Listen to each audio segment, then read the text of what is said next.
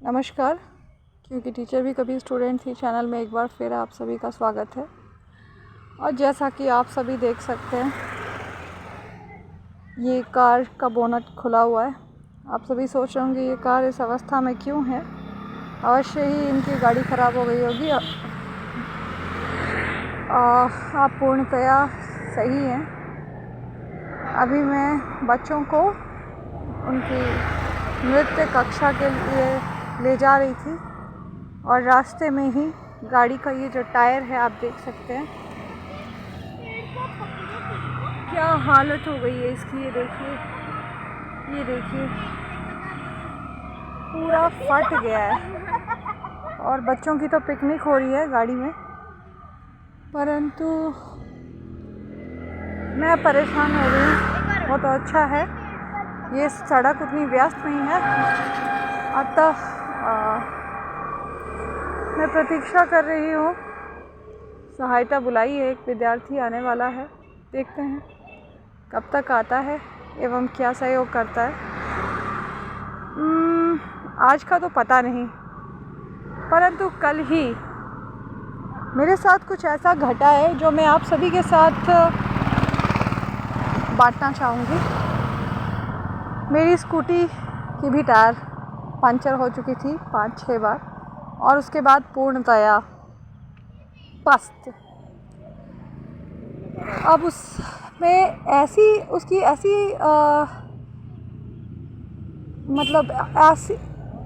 ऐसी भी हालत नहीं थी कि मैं उसे चलाकर दुकान तक ले जा पाती। अतः मुझे उसी अवस्था में उसे खींच के ले जाना पड़ा अपने घर से दुकान तक, जो कि कम से कम 2 किलोमीटर दूर होगी। आप सोच सकते हैं स्कूटी को खींचने में मेरी क्या हालत हुई होगी। परंतु मैं जा रही थी और रास्ते भर किसी न किसी विद्यार्थी को याद कर रही थी, प्रभु से प्रार्थना करती कि प्रभु किसी को तो भेज दो मेरी सहायता के लिए। और अंततः प्रभु ने 1-2 विद्यार्थियों से सहायता मांगी भी, परंतु उन्होंने कह दिया कि वो थक गए हैं, नहीं आ सकते। और मैंने भी कहा चलो ये काम तो कराना ही है, आज कराएं कब कराएं, कभी भी कराएं। तो इसी कारण मैं चलते ही जा रही थी स्कूटी को खींचते हुए, परंतु तभी कुछ दूर जाने पर तकरीबन 500 मीटर आगे जाने पर मुझे एक अपना विद्यार्थी मिला जो अभी डोरंडा कॉलेज रांची से BCA कर रहा है। वो बच्चा आया, मेरे पाँव छुए तो पूछा मैम क्या हुआ। मैंने कहा अरे देखना भाई ये ऐसी हालत हो गई है, इसको लेके जाना है। बोलता मैम आप हटिए मैं लेके जाता हूँ। मैंने कहा नहीं तू बच्चा है, कितनी दूर ले जा पाएगा। तो कहा मैम मैं कर लूँगा। मैंने कहा आर यू श्योर। उसने कहा यस मैम ऑफ कोर्स। क्या तो वो बच्चा आगे पूरा मुझे लगता है कम से कम 1 किलोमीटर तो अवश्य ही वो खींच के लेके गया। और मैंने रास्ते में उसे कई बार कहा कि तेरी मम्मी इंतज़ार कर रही होगी, तेरी माँ तेरी प्रतीक्षा करती होगी, तेरी राह देखती होगी, तू चला जा। स्कूल कॉलेज से आया है, थका हुआ है, जा घर खा पी, मैं कर लूँगी। नहीं मैम, मैं भी मेरी बाइक के साथ भी ऐसा हुआ था तो मैं लेके गया था, मैं कर लूँगा करके वो मुझे दुकान तक लेके गया। जब तक वो बनी नहीं तब तक वो वहीं खड़ा रहा और तभी उसके पिताजी भी अपने काम पर से लौट रहे थे, तो फिर अपने पिताजी के साथ वो घर चला गया। तो सबसे पहले तो मैं उस विद्यार्थी और उसके माता पिता दोनों के प्रति बहुत आभारी हूँ, क्योंकि आमतौर पर पहली बार बड़े तो बाद में बोलेंगे, बच्चे खुद ही कोई भी मनुष्य शीघ्र इतनी किसी की सहायता को लोग आगे नहीं आते। ये दुख का कारण है, दुख का विषय है। परंतु एक और सत्य यह है कि संसार में अभी भी अच्छाई बनी हुई है।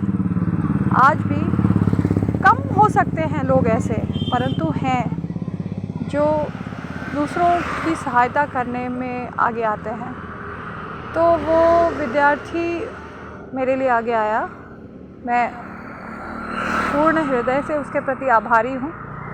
और मुझे वो बचपन याद आ गया उसका, जब मैंने उसके डांटा था, बहुत बार डांटा था, कई बार पिटाई भी की थी। मुझे लगा हाय, हम बच्चों पे कई बार गुस्से में या उनकी भलाई के लिए जो भी कारण हो, उन्हें कितना डांटते हैं, बुरा भला कहते हैं, कभी कभी पीटते हैं, परंतु समय आने पर कई बार वही बच्चे हमारे काम भी आते हैं। और तब जो प्रसन्नता होती है ना उनकी अच्छाई को देखकर, मेरे हृदय से उस बच्चे के लिए पूरा पूरा आशीर्वाद। ईश्वर करे वो अपने जीवन में आगे बढ़े, उसकी सारी इच्छाएं पूर्ण हो, वो अच्छा इंसान बने, उसे सफलता मिले। अब उसके साथ साथ मैं उसके माता पिता का भी साधुवाद करना चाहूँगी, जिन्होंने अपने बच्चे पर, अपने संतान पर क्रोध नहीं किया कि तुझे क्या आवश्यकता थी अपना समय व्यर्थ करने की। आज जब अधिकांश लोग ये सोचते हैं कि हम क्यों किसी का सहयोग करें, समय व्यर्थ क्यों करें, मेरे बच्चे का समय गया, मेरा बच्चा थका, उसने इतनी मेहनत की, वगैरह वगैरह। उसके पिताजी के चेहरे पर एक भी शिकन नहीं थी। उनको देखकर ऐसा नहीं लगा कि वो अपने पुत्र के इस कार्य से क्रोधित हैं। तो मेरे लिए उस बच्चे की ओर से ये भेंट मैं सदा याद रखूँगी, मुझे सदा स्मरण रहेगी। ऐसी घटनाओं से हमारा मानवता में और गुरु शिष्य की